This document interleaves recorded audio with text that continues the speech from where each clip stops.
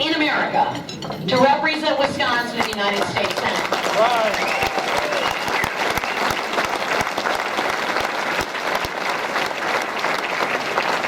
He didn't have to go. Only went because he thought he could help. Didn't need a career change. You were happy, right? You're a pretty happy guy. Yeah. Didn't need it on his resume, didn't want it on his business card. The reason Ron Johnson, when I met Ron Johnson, he walked up to me and he said, "Hi, I'm Ron Johnson. I'm a businessman from Oshkosh." Not, "Hi, I'm Ron Johnson. I'm going to be running for the United States Senate," and then giving me a big, shine-on routine. "Hi, I'm Ron Johnson. I'm a businessman from Oshkosh." And he explained to me how he thought he could help save this country. And that's what he set about to do. But you know what? He's Ron Johnson with a Democrat majority in the United States Senate. The best ideas on the planet, the best ideas to solve debt, the best ideas to reform healthcare, the best ideas to make America strong, they're just ideas as long as Ron Johnson is sitting in a Republican minority in the Senate. I said to him one time, "What do you need, Ron? What do you need in the Senate?" He said, "Reinforcements."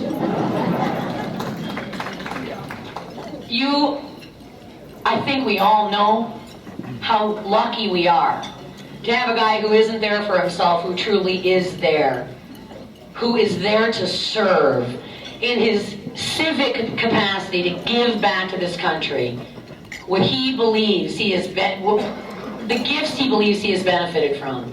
And without further ado, honestly, the most honest, earnest, and moral man in the United States Senate, Mr. Ron Johnson.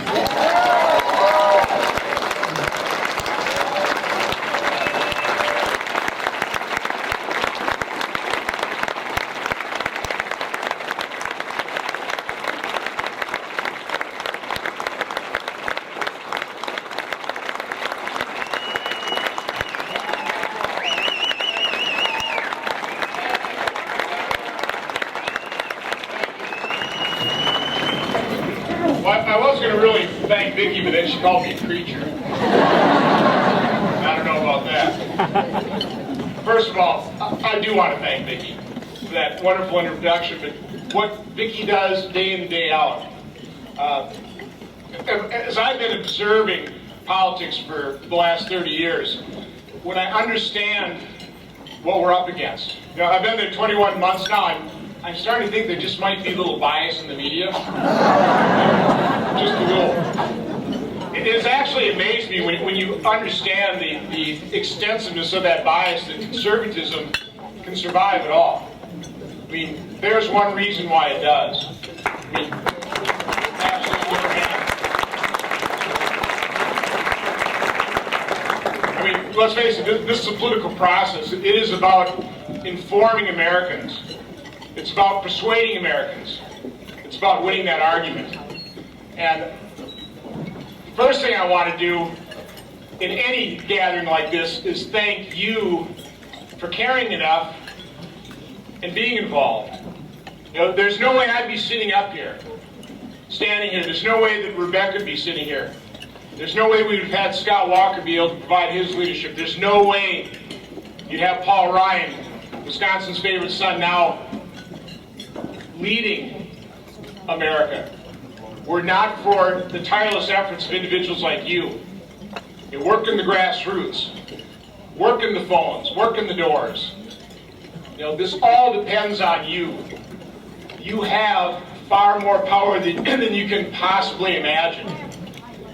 And we've got 18 days left.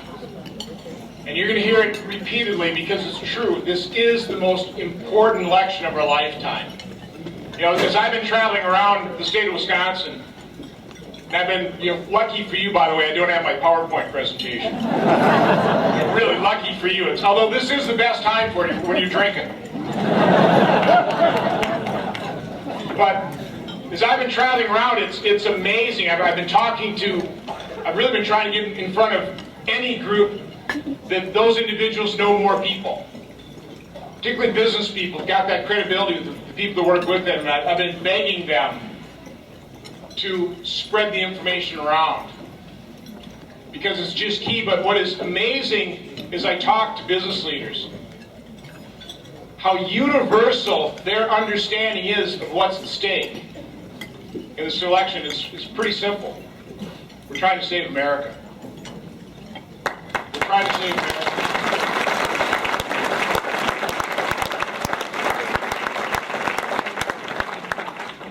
We're trying to save America from an ideology that is just 100% contrary to what this nation was founded on. You know, we have a president in the United States that a few days before he was elected said this: in 5 days we will fundamentally transform the United States of America. We elected this man. We have a president of the United States who looks at America as a pie, just looking to divvy it up. That's all he cares about. How can I redistribute that pie? But he doesn't realize that in doing that, he's going to shrink that pie. There's going to be less for everybody. What he doesn't realize is that his task as commander-in-chief, as leader of our nation, should be at growing that pie. We know that that's what we need to do. Now, the good news is we have people that have stood up to the plate that understand that. Certainly Paul Ryan understands that. Certainly Tommy Thompson understands that. Certainly Mitt Romney understands that. You know, I was so proud of both Paul and Mitt during those debates, and I would say Tommy during his debate last night as well.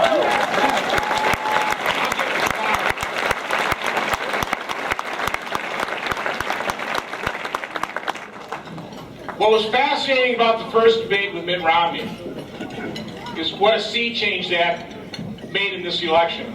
Because Americans really, for the first time, were able to see the man, understand his character, his integrity, his intelligence.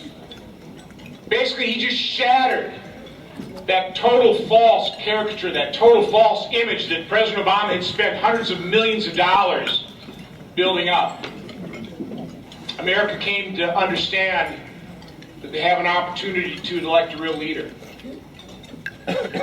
Paul Ryan, in his debate, certainly showed the contrast between Joe Biden and Paul Ryan. I don't know, here's a quiz of the two men who actually looked vice presidential on that stage.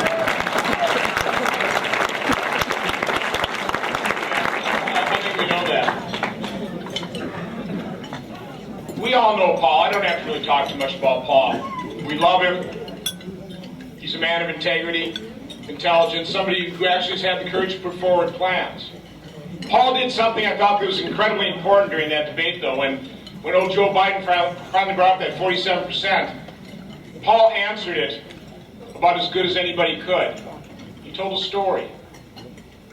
He told a story of Mitt Romney's generosity, his incredible humanity, how he responded to an accident. That touched me. I heard my own story about Mitt Romney that I want to tell you. Because unfortunately, not enough Americans know these stories, and there are dozens, there are probably hundreds of these stories of Mitt Romney's extraordinary leadership. But this one really resonated with me because I'm in business. And one of Mitt Romney's business partners at Bain Capital came up to him one day, told him that his 14-year-old daughter had taken a train from Boston to New York 3 or 4 days before that. He hadn't heard from her. Now, as a business person, I've dealt with personal problems with people who work with me. Most business people have.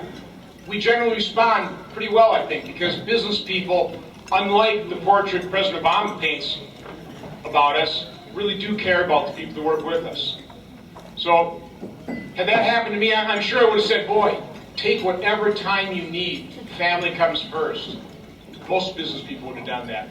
I'd like to think I would have been so generous to say, I'll pay for a private eye. We got to find that daughter.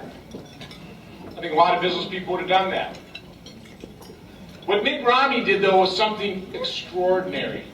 He shut down Bain Capital. He shut it down. He took the 30 employees that were working there, he took them to New York. He set up a command center. He printed 300,000 brochures with that girl's face on it. He set up a grid pattern. He found that man's daughter.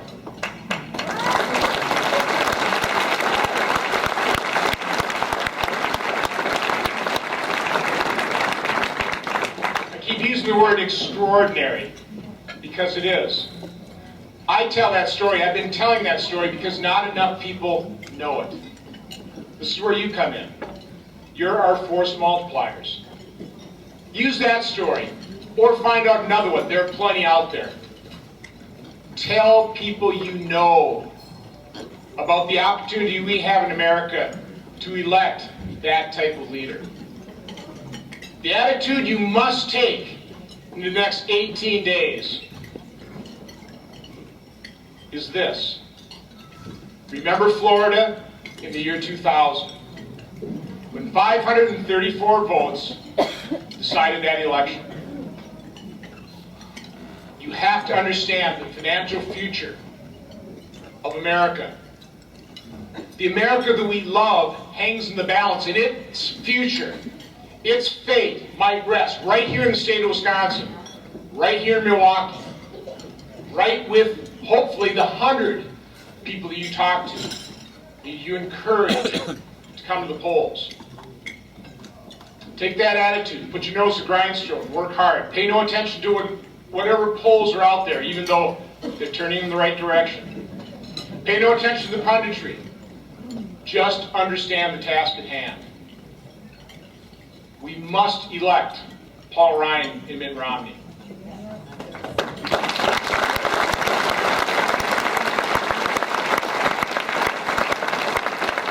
You also have to send me an ally.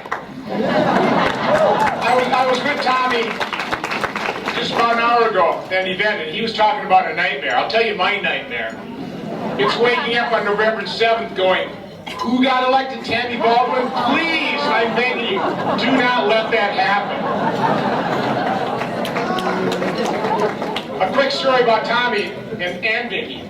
I actually, before anybody knew who I was invited to speak at a tea party on the steps of the Capitol in Madison on tax day in the year 2010. And of course, I heard Vicky rile up the crowd. Then I heard Tommy Thompson give just a barn burner of a speech. His veins were bulging out. I was almost a little concerned about his health there. But the crowd, what was it, 8,000 or 10,000, Vicky, started chanting, "Run, Tommy, run! Run, Tommy, run! Run, Tommy, run!" My wife's in the audience. She was chanting, "Run, Tommy, run!" I have to admit, in my brain, I was going, "Run, Tommy, run!" But he didn't. I kind of blame him to a certain extent. But now Tommy has decided to run. And Tommy, God bless you for doing that. Yeah.